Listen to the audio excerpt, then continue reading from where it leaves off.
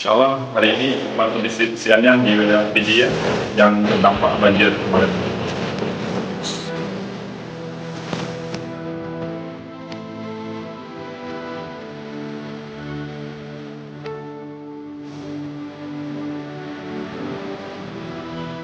Ketinggian air kemarin segini,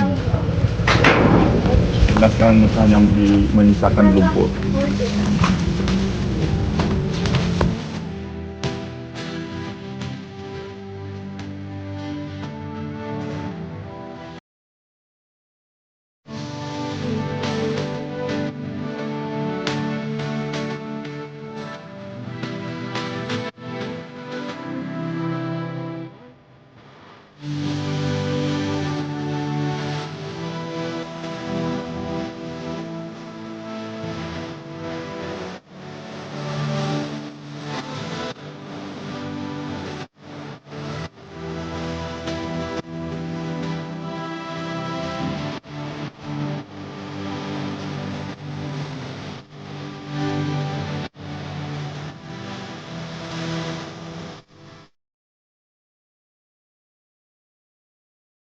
Terima kasih SDO. Terima kasih SDO.